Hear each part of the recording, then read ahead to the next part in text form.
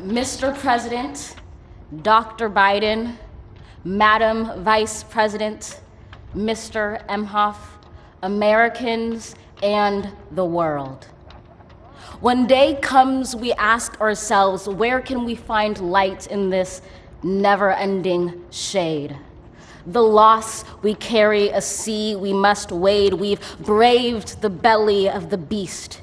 We've learned that quiet isn't always peace, and the norms and notions of what just isn't always just is.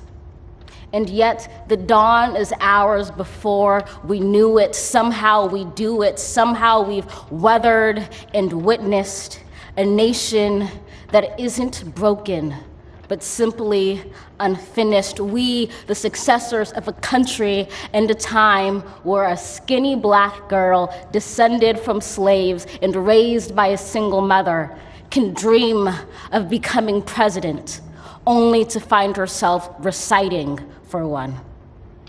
And yes, we are far from polished, far from pristine, but that doesn't mean we are striving to form a union that is perfect.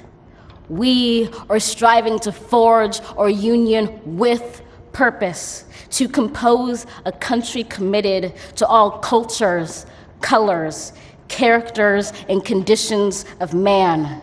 And so we lift our gazes not to what stands between us, but what stands before us. We close the divide because we know to put our future first, we must first put our differences aside. We lay down our arms so we can reach out our arms to one another. We seek harm to none and harmony for all. Let the globe, if nothing else, say this is true.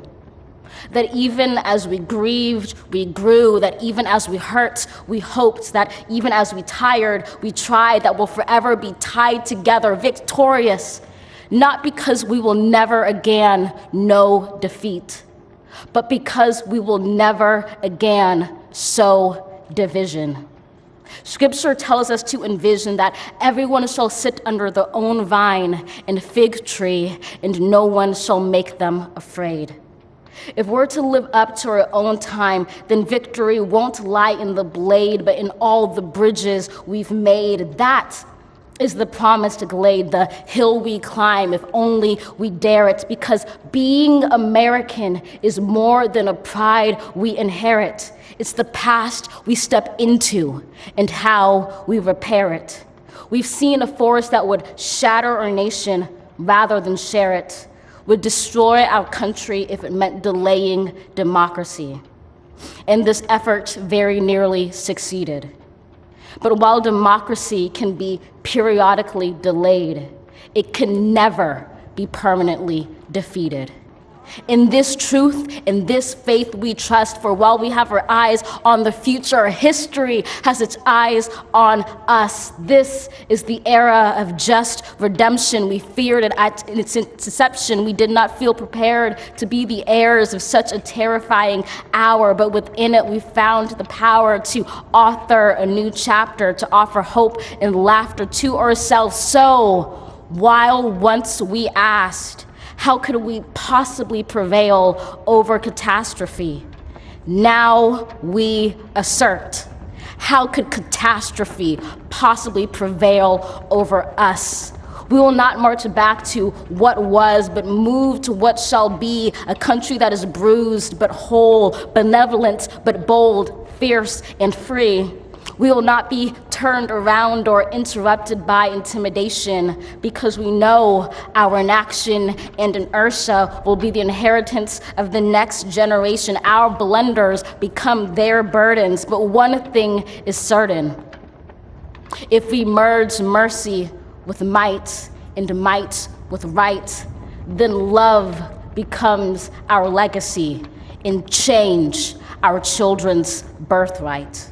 So let us leave behind a country better than the one we were left. With every breath from my bronze-pounded chest, we will raise this wounded world into a wondrous one. We will rise from the gold-limbed hills of the west. We will rise from the wind-swept northeast, where our forefathers first realized revolution. We will rise from the lake-rimmed cities of the Midwestern states. We will rise from the sun-baked south. We will rebuild, reconcile, and recover in every known nook of our nation, in every corner called our country. Our people, diverse and beautiful, will emerge battered and beautiful. When day comes, we step out of the shade, aflame and unafraid. The new dawn blooms as we free it. For there is always light, if only we're brave enough to see it, if only we're brave enough to be it.